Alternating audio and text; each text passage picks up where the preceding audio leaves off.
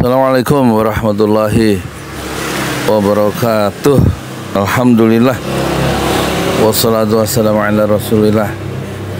Ya alhamdulillah, Anies Baswedan gagal ya, menjadi calon gubernur Jakarta setelah ditinggal oleh Partai Keadilan Sejahtera, setelah ditinggal oleh Partai Nasdem, setelah ditinggal terakhir oleh Partai Kebangkitan Bangsa.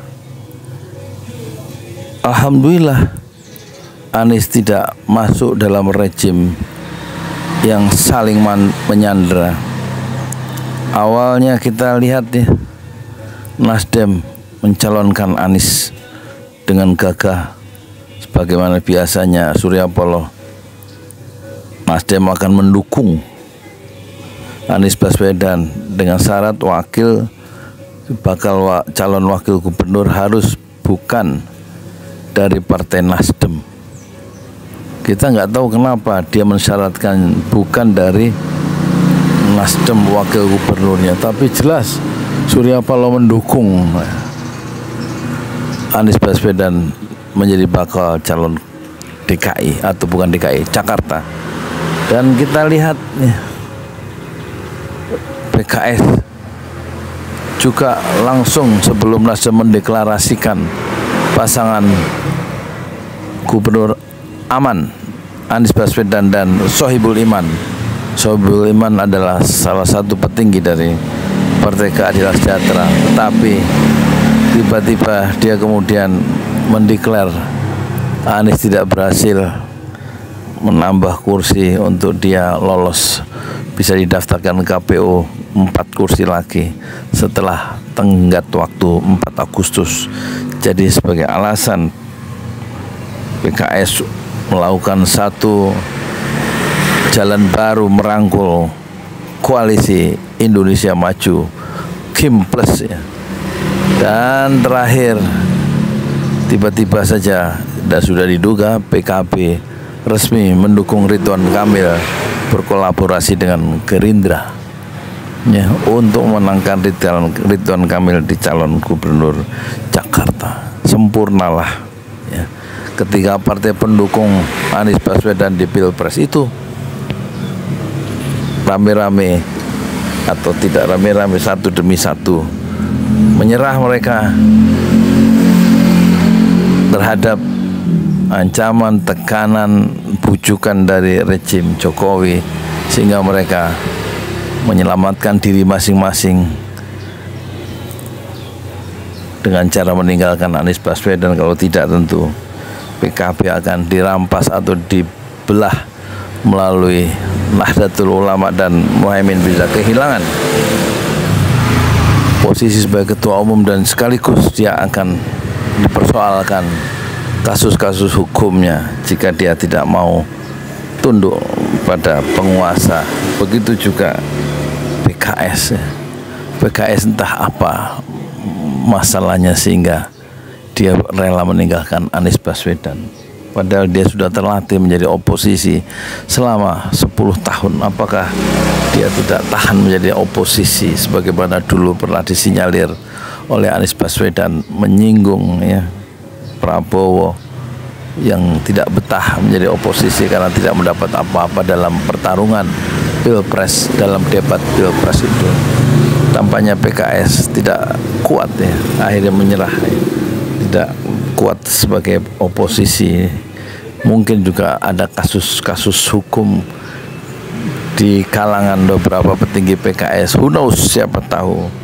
Tapi kalau tidak ada kasus hukum, tentu PKS akan bertahan pada nilai sebagai partai dakwah, partai perjuangan, dan mewarisi semangat partai Islam terbesar di Indonesia, yaitu Masyumi, yang menorehkan kilang gemilang ya, dan lebih baik dibubarkan di masa Soekarno daripada berkolaborasi dengan koalisi besar Masakom.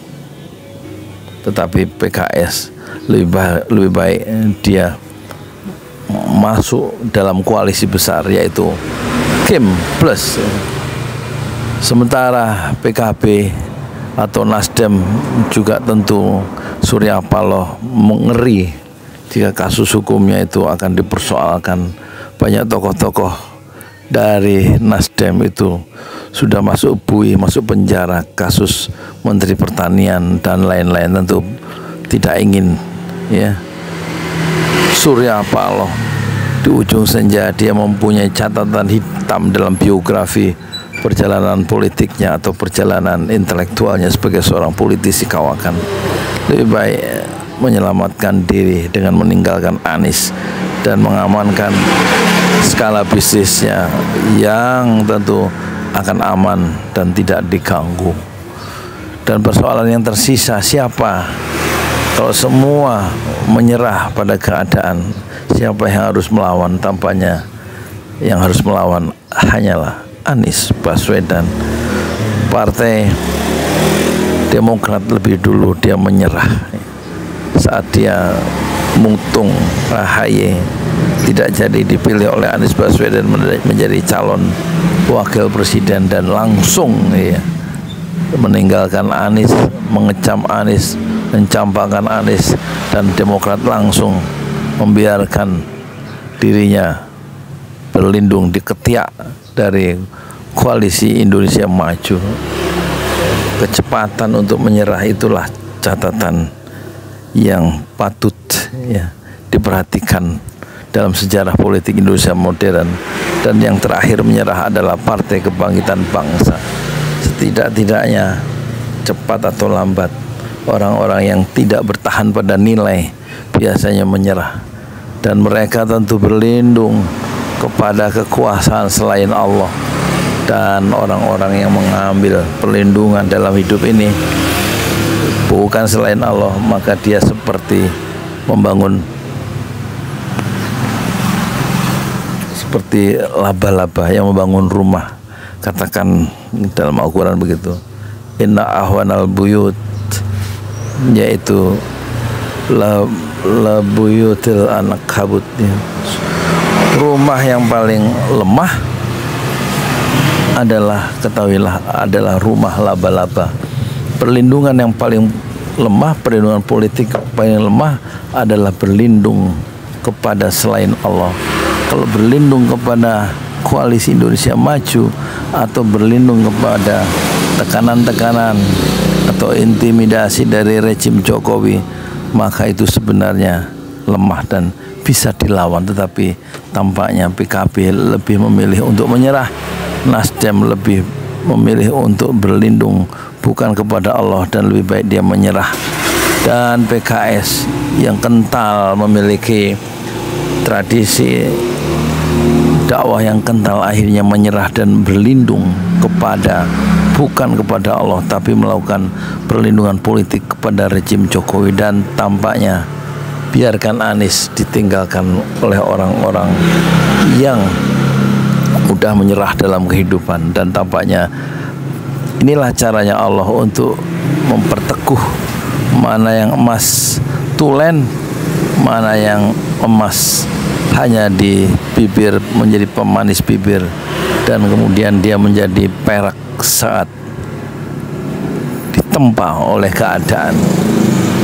Dan kita tentu dengan jelas, dengan tegas dari warung bubur ayam ini menegaskan bahwa yang masih memberikan harapan adalah Anies Baswedan, meskipun dia mungkin saja tidak bisa menjadi calon gubernur, tapi kalau Allah takdirkan dia jadi presiden tahun 2029, maka akan jadi perubahan-perubahan politik itu semata-mata hanya Allah yang mengaturnya. Masa depan semuanya dalam genggaman Allah. Kita boleh kehilangan segalanya kecuali keimanan dan harapan.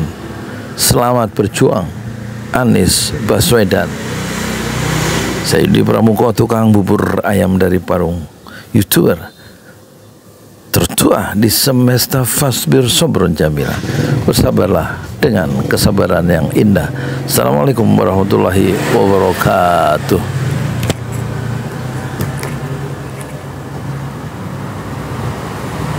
di jalan Allah. Ini Masjid Enam Syuhada lagi dikunjungi sama Ketua Hilmi. Modal awalnya berapa Pak Yudi Pramuko? 750.000 rupiah aja. Jadi ini 500 jutaan nih barang. Sekarang udah habis 310. Masya Allah, tuh udah pakai keramik, laponnya tinggal. Granit tuh kayak marmer. Tuh, Masya Allah nih, sampai juga kita ke sini. Masjid Enam Syuhada, ngapa namanya Masjid Enam Syuhada, ya, Pak Yudi? Kita mau mendokumentasikan perjuangan dakwah nama anak muda pengawal Habib Rizik Syihab itu. Masya Allah. Yang dibunuh sama orang jahat di kilometer 50. Kilometer 50 ya. Itu kan simbol memperjuangkan dakwah itu kita harus memberikan segalanya untuk Islam kan ya. Masya Allah. Dan nama anak muda itulah yang sudah memberikan segalanya untuk Islam. Masya Allah. Nanti nama pemuda itu ada juga di sini mungkin diterahkan? Mungkin namanya Enam Syuhada. Enam Syuhada ya. itu, Enam Syuhada dipasang di sini. Enam Syuhada. Bip Ali, apa yang dikomentarin dari ini semua, Bip Ali? Masya Allah, luar biasa. Dari uang 700.000, kalau pengen ternyata bisa. Bisa. Allah kirim. Tuh, bisa. Ya, dengan masuk satu gang kecil, tapi Bapak ini luar biasa. Kecil tuh. Masya Allah. Satu call aja. Masya Allah. Perjuangan Pak Yudi Pramuko, YouTuber sejagat paling tua.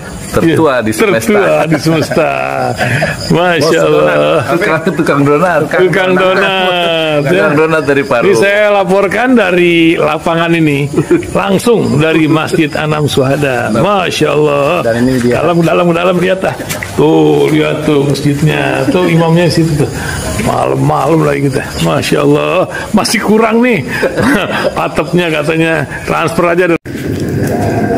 Masjid Enam Syuhada sebentar lagi selesai. Dinding lubang angin sebagian sudah terpasang. Lantai 2 dan kemudian plafon termasuk lantai bukan keramik, granit 150 dus bersama tiang-tiang yang ada 16 setinggi 4,5 meter. Kemudian finishing terakhir adalah tangga menjebol atap ya, lantai pertama untuk masuk ke lantai 2. Inilah Masjid Enam Syuhada. 2,5 tahun lalu dimulai pada 2 Agustus hari Senin 2021. Tinggal sedikit lagi insya Allah,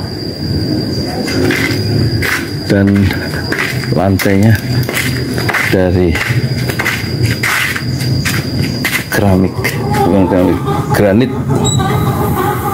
sudah diresmikan lantai pertama. Nanti lantai kedua lewat sini tangganya jebol untuk masuk ke lantai 2. Inilah Masjid Enam Syuhada yang sangat megah karena dari bahan-bahan pilihan kualitas nomor 1.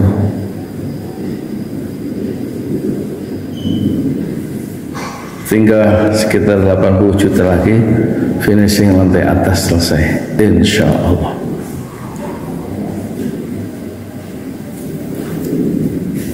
Ya, inilah Masjid Enam Syuhada yang sangat bersejarah ya dalam sejarah dakwah Indonesia modern, insya Allah, karena ini dibangun dalam konteks kezaliman rejim penguasa yang sudah membunuh 6 santri dari front pembela Islam, dan kita abadikan pengorbanan dan perjuangan dakwah mereka, sehingga kita sebut namanya Masjid Enam Syuhada. Mereka mengawal perjalanan dakwah gurunya Habib Rizik Syihab, dan mereka dicegat oleh orang-orang jahat di kilometer 50. Saya Yudi Pramuko, tukang donat dari Parung Juber, tertua di semesta fasbir sabrun jamila. Bersabarlah dengan kesabaran yang indah. Assalamualaikum warahmatullahi wabarakatuh.